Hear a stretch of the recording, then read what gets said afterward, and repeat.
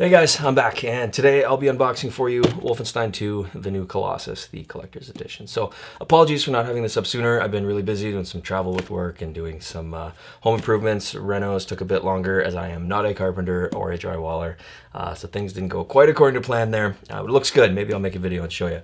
But Wolfenstein, so this is the third in the contemporary Wolfenstein games. They've all been great, in my opinion. This one looks to be just as good or better. In terms of packaging here, you got a very plain front, red with just the Wolfenstein II branding.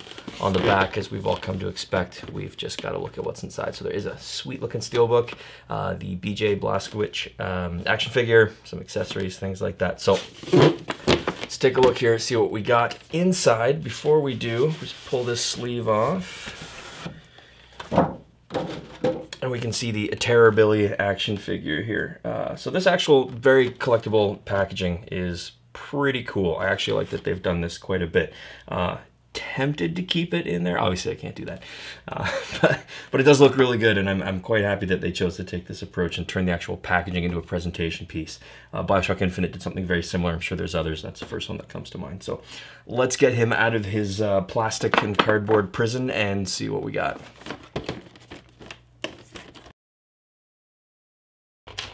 All right, so everything's all laid out here actually in this tray. Pretty easy to get to. Let's start with this steelbook here right on top.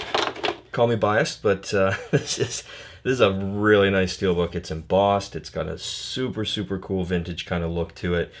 Very sort of battle-worn aesthetic, the scratches, that type of thing.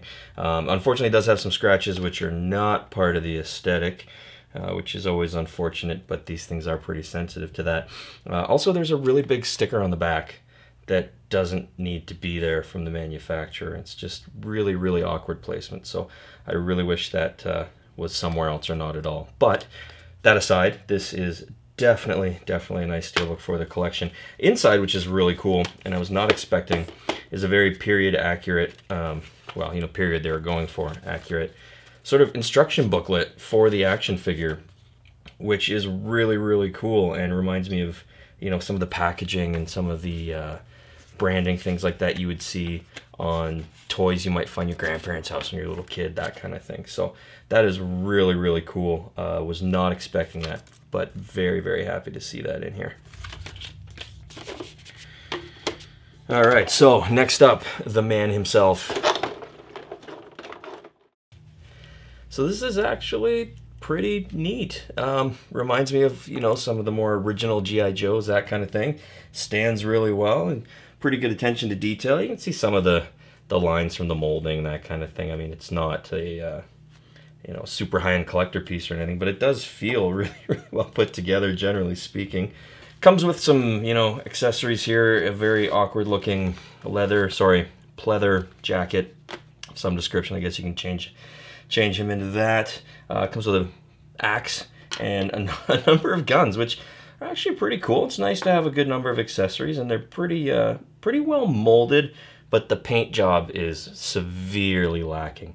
The just solid gunmetal gray, aside from one small accent, is just not quite going to cut it. Like I said, the mold and stuff, the attention to detail on the actual design of these things is very cool, but there's really not much in the way of paint. I mean, this particular one looks like some kind of shotgun.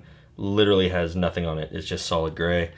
Some other, I don't know, railgun, some type of electrical looking rifle here has a thin line of red. You know, this, whatever the hell this is, has a little dab of silver, that kind of stuff. So unfortunate, because I feel like a little bit more detail could have gone a long way in these things. At the same time, if this is meant to replicate, you know, a 40-year-old action figure and what might come with it, you can only assume that's absolutely what they're going for. So all that to say, very cool set.